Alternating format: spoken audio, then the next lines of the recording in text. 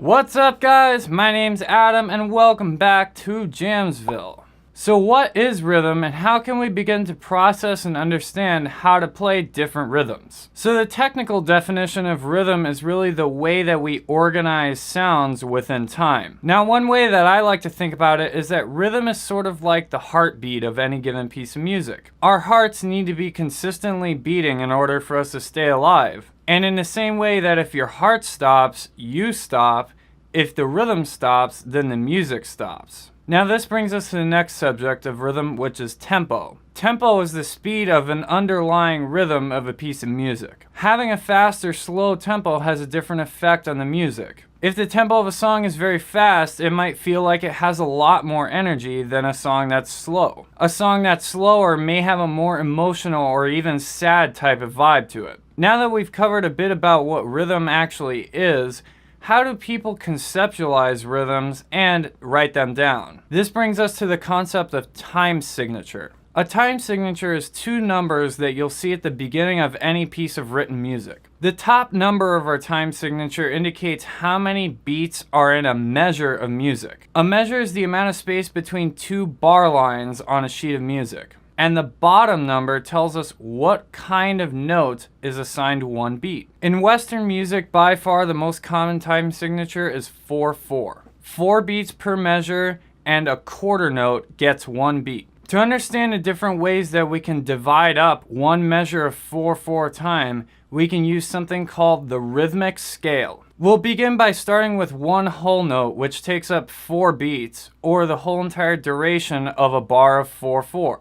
With this whole note, we can then do what's called subdivide that whole note down to derive different note values. So if we cut that whole note in half, we get 2 half notes. If we then cut those half notes in half, we get 4 quarter notes. Repeat the process one more time, we get 1/8 notes. And then one more time yet again, we get 16th notes. These are just some of the different ways that we can divide one measure. So knowing the rhythmic scale and how to divide a measure is really good, but we need to be able to actually play these rhythms. We can play the rhythmic scale as an exercise, which is really good for helping you learn how to transition between the different types of note values. No matter what your skill level is, this is a really good way to warm up your time, especially if you're going to work on something more advanced. I'm going to demonstrate this exercise for you just by playing one note. You can practice this using any note or a chord. The most important part here is obviously the rhythm.